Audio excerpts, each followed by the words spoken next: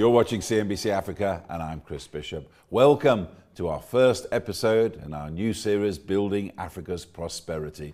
The series will put the spotlight on infrastructure and regional integration in the SADC region. Now, joining me today to put us in the picture of what the Development Bank of South Africa has on the cards for the region is Patrick Dlamini, the CEO of the DBSA. Patrick, thanks very much for joining me. How can you even describe COVID-19 and how hard it's hit the region and how much damage it's done already? Well, we are dealing with something that we've never seen before. I mean, not in the past 100 years. This is something that hit everyone by surprise. We never thought it was going to be this bad. And it is bound to get worse. But the thing is, our ability to respond to this pandemic, our ability to look at how best we can be able to save the lives of our people and how we can be able to preserve the liquidity and cash of our businesses, and as well as making sure that we strike that fine and delicate balance between the economy and saving the lives of our people is going to be quite key. But I think what the critical decision lies on is on our understanding of this it's a microscopic organism, right? That's what I want to call it. Yeah. This disease is something that it needs us to get into our lungs. Once we understand and we are able then to start saying, given that understanding, how then do we deal with it? Otherwise, it has the tendency or the ability to freeze and create elements of paranoia amongst us as human beings. But when you have a better understanding of it, you then get to behave better. You then get to work on our belief system, our culture, how we do things somewhat different, because then it becomes in such a way that we know that social distancing is going to help us get there. Personal hygiene is going to help us get there, yes? In terms of the saving businesses there, which was paramount in what you plan to do at DBSA, that's going to be one of the most difficult jobs ever faced in history. I mean, depending on who you believe, there are all kinds of predictions, but I think it's safe to say that more than half of the businesses here in South Africa alone are going to go to the wall this year. How are you going to save the business in the face of that? It's a very difficult thing, Chris. I must be honest. In that already we are expecting a massive number of people to be laid off as a result of business not being able actually to keep them and to pay their salaries, and to actually even businesses to keep cooperating. So this, how do we save businesses so that business can save jobs, is a very difficult call for anyone to make. Many businesses are hunkering down to say how best can they save cash, how best can they be able to make sure that they have continuity post-COVID, which no one knows when that will be. We are still talking of vaccines, which are at least a year away from now. We are still now asking ourselves, how then do we make sure that we will have access to that vaccine when it comes? At this point in time, it's about how do we preserve lives, how do we preserve our businesses and the lifeblood of business called cash. And it is one difficult thing to do. And in the long term, it's going to be more and more difficult. I mean, a lot of the companies we have coming on to CNBC Africa to talk about their problems, they say it's very difficult not only to try and get market share when they're losing money, and also trying to invest for the future to try to create and preserve jobs. They're finding it very difficult. I mean, what can you do that help as a lender in that even? As a lender, it's quite interesting because you are also seeing a deterioration in the credit profile of many businesses actually that we're financing or of our sponsors, of the sponsors of projects that we fund, because this creates that element of uncertainty.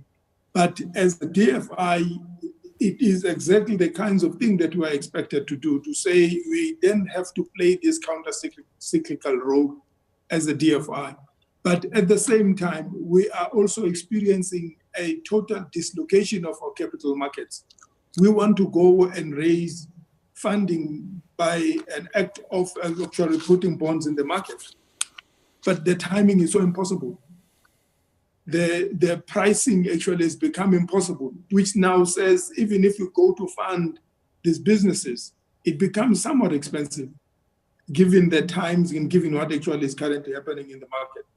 But it is something that we're committed in doing. We actually are going to be continuing to fund businesses, as actually we have a very solid pipeline, but we are also engaging on the timings of these disbursements to make sure that we do it in such a way that it becomes sustainable to do so. But it is a difficult period, I must say, Chris. It's extremely, extremely difficult.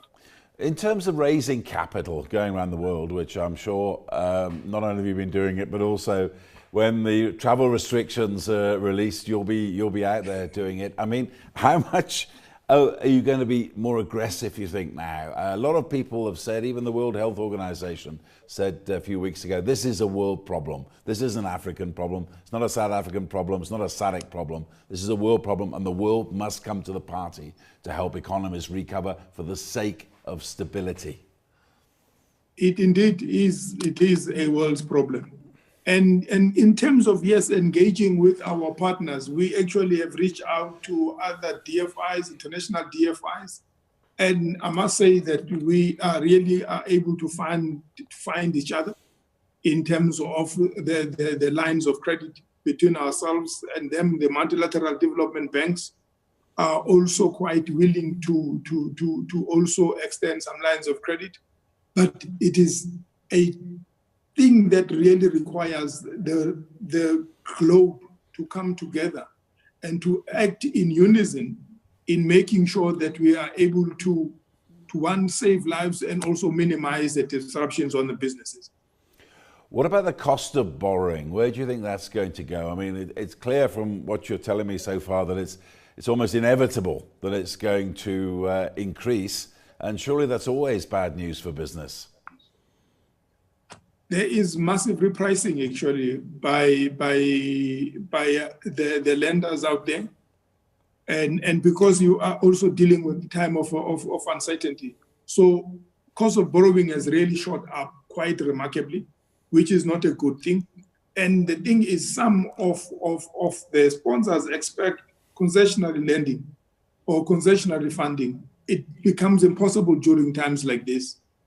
But the thing is, we really are looking at doing the best that we can as a DFI, because this is what we are actually made to do. And we are quite positive that given the strength of our balance sheet, and also given the fact that we are still quite profitable, we can be able to continue to access competitive funding and be able to extend those funding to the deserving projects quite competitively as well.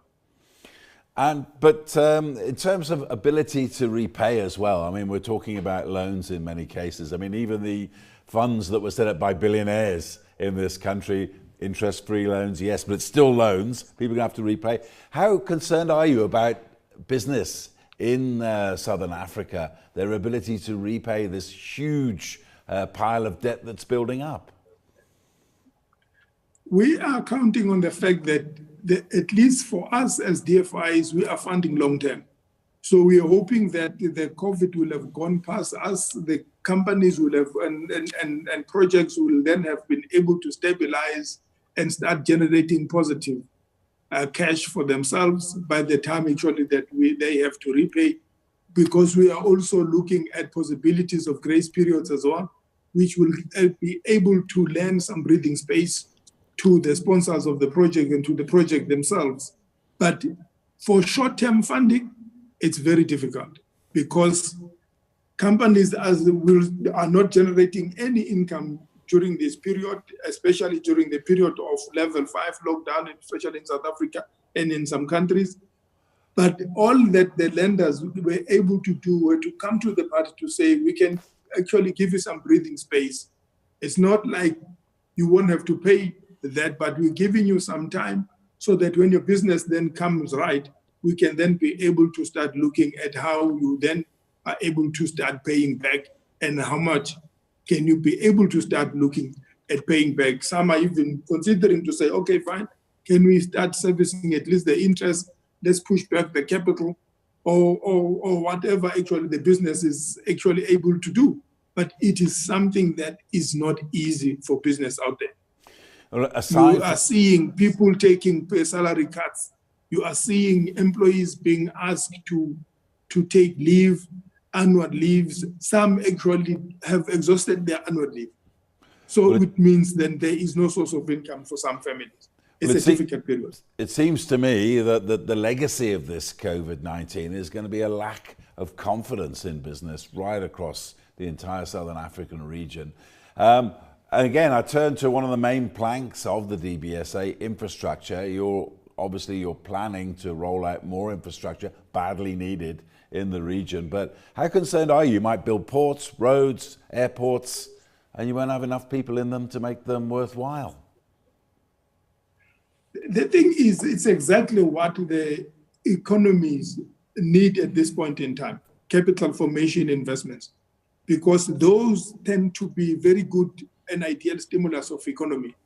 In actual fact, more than ever before, we need to really sharpen our pens into making sure that we are able to aggressively push for fixed capital formation so that we are able to start seeing this infrastructure coming online, stimulating economies, creating jobs. Because when we do so, you then are given the requisite impetus for the economies to start then getting back into being functional. It is something that we really are doing the best we can. You also know that the President and the Minister of Finance announced the infrastructure fund in South Africa and also for SADC as well. We really are working flat out into making sure that we are ready, and we really make sure that we get going as soon as possible, because more than ever before, I mean, you look at South Africa, we have been downgraded by the rating agencies. We have been downgraded as a country, as well as sub-sovereigns. We have seen many sub-sovereigns, actually, commercial banks, ourselves as SOEs and DFIs being downgraded. And then you also have to deal with this COVID and the economic recession that we are now in. But it is something that we have to ensure that investments in infrastructure happens quite aggressively, because that is what takes economies out of times like this. I mean, on that point, one thing that also must concern you is that, like it or not, fewer people are paying taxes, fewer companies are paying taxes, fewer employees are paying taxes at the moment. Doesn't that mean that in the future the coffers are going to be offer organizations like yourself less and less money in the future to pay for this infrastructure and to lend to business to invest? We are absolutely. The central fiscus has been tested to the limit, if you come to think of it.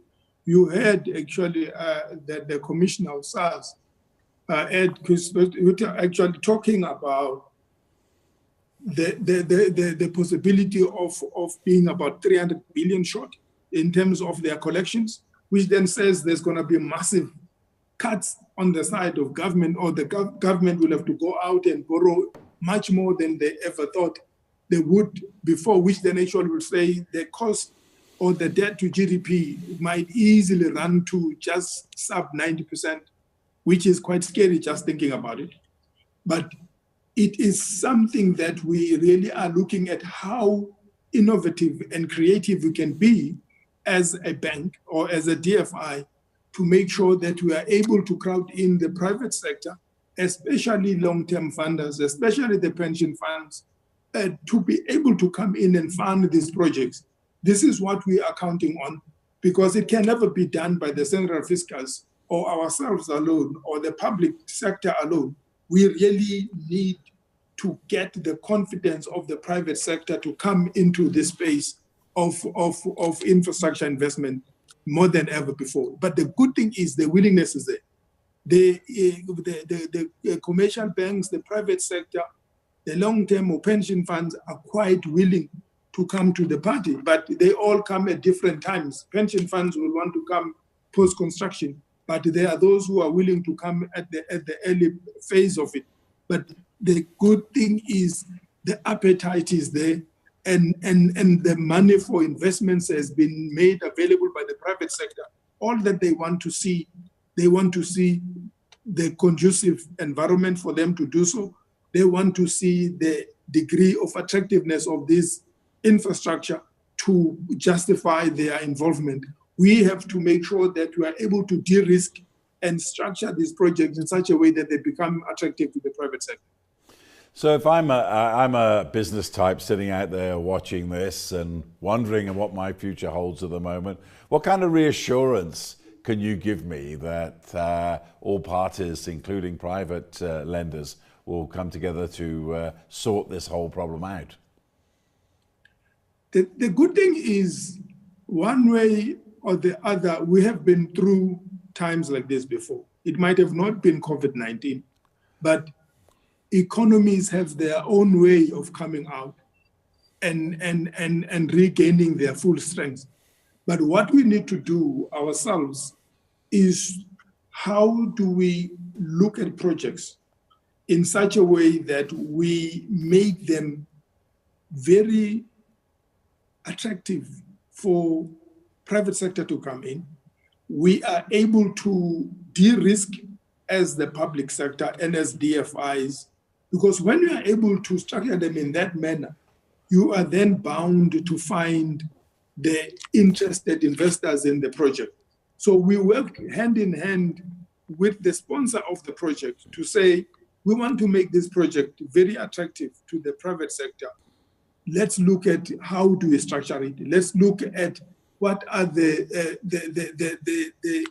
innovative structures that we can be able to come up with, so that it gets to be looked at quite positively by the investors. So we have the ability and the knowledge and the skill base to do those kinds of things, Chris. But again, what it will also mean will be, how do we also create some element of call it securitization, so that when we these projects are there. And also, I think the key part would be the early stage, the feasibility studies, to look into the markets, to look into how then do we put in that risk capital, because again, this is the function of the public sector or DFI to come in and be able to invest this risk capital into making sure that the preparation part of the projects happens in a way that at the end of the day they become attractive to the investors. What about three words that might play a big part in our futures? Import substitution and also industrialization. It's been cast around a lot in political speeches, but the one thing I have about import substitution, which I find quite interesting, is I've reported on a lot of stories in countries that were once, including this one, were once subject to economic sanctions. And a lot of people in business said to me, well, in the short term, obviously it damaged the economy terribly, but in the long term, it was quite good, because we couldn't just import everything anymore. We had to crack our brains, we had to think and try to come up with our own stuff. Do you think out of all this COVID-19, that's something that might rise from the ashes? Actually, it is one side. You know, when Prime Minister Churchill said, never waste a good crisis, I think this is what he meant. That in as much as you might be going through a difficult period, if you look hard enough, you will be able to find some bright sides. And I think Einstein spoke about the silver lining of a crisis. It is exactly that time that we need to start looking at how can we, if we look at South Africa, we are very blessed with the industrial capacity. So import substitution is not something that actually is difficult to do. It's just a matter of having the leadership to pushing the country into that direction, because you will then be able to start creating jobs in your own country. Because what we also learn out of this COVID-19 is the fact that your reliance and your dependence on international supply chains sometimes can be challenged and tested. We expected certain things to come through. Countries made certain decisions and certain regulations that made the export of certain things that you needed in your country not to be possible. So now countries, what they're doing, they are beginning to look at what are the possibilities of us beginning to start revisiting our supply chains, us beginning to set up certain industrial capacity in country or within a region, so that we are never found in the same position going forward, or so that we are able to create some degree of resilience for our economies going forward. So really, import substitution is not a far-fetched idea. It is something that can be able to help us to begin to reset our economy, to begin to start making things that we took for granted that we'll get from outside. But you need to be quite purposeful. You need to make that investment. It might not be a good thing in the beginning. It might not be cheap in the beginning, but over time, you will be able to get some level of improvement so that eventually it becomes competitive to doing so. But it will have to be a very deliberate and purposeful strategy for the country, for the region, especially if you look at this African Continental Free Trade Agreement. It offers massive opportunities for the region. We need to start saying, what kinds of supply chain do we see within the region? What kinds of industrial capacity do we want to deploy quite deliberately across the region, so that you have some level of circular economy within the region, to the extent that actually it becomes competitive and to the extent that it becomes justifiable. We're not saying let's close ourselves completely, but it really gives us an opportunity to think about really thinking about certain industrial capacities across the continent. And South Africa is in the best position to really lead much more meaningfully in terms of engaging with the rest of the continent, with the various countries across the continent, on ensuring that we can begin to start manufacturing and making our own products that we need for the sustainability of our continent.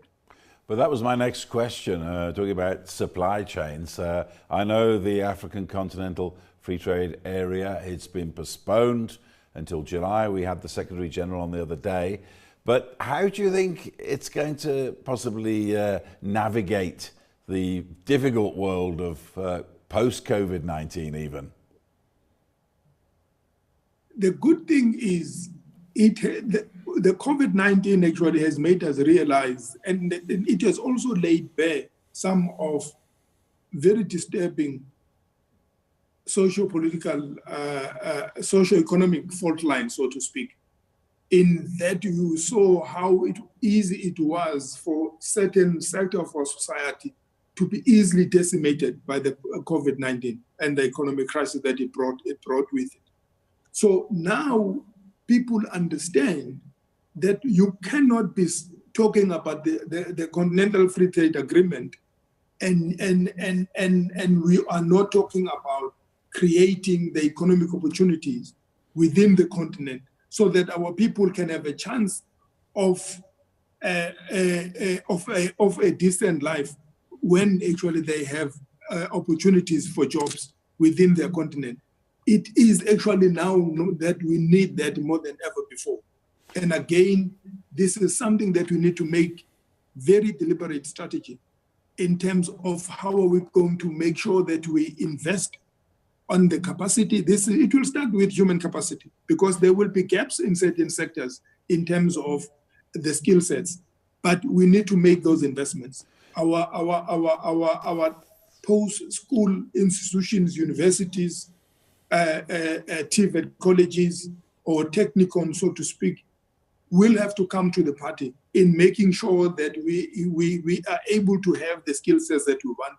But companies must also make certain investments and be able to make sure that the industrial capacity is there. And as the DFIs and multilateral development banks and regional development banks across the continent, we will have to come to the party in working together with governments. In as much as the central coffers have been depleted, there are certain thinking that we need to then look at and consider in making sure that these investments, because these are long-term investments, that they really will be able to pay quite handsomely, so to speak, in terms of getting the economy of the continent to operate at the right level. Yes, we are expecting quite a lot of decimation in terms of jobs on the continent, but post-COVID, and given the advent of the Continental Free Trade Agreement, it says work much more harder, make difficult investments on the people of the continent, make difficult investments on the industrial capacity of the continent, and decide which country is going to make what, so that eventually we can be able to have as much of these value chains across the continent as possible. Thank you very much indeed. I'm afraid we've run out of time there. That was Patrick Dlamini, the CEO of the Development Bank of Southern Africa. And that's the last breath of the first show of our new series, Building Africa's Prosperity, right here on CNBC Africa. Every week we'll be putting the spotlight on infrastructure and regional integration in the SADC region. From me, Chris Bishop, and the team, it's goodbye.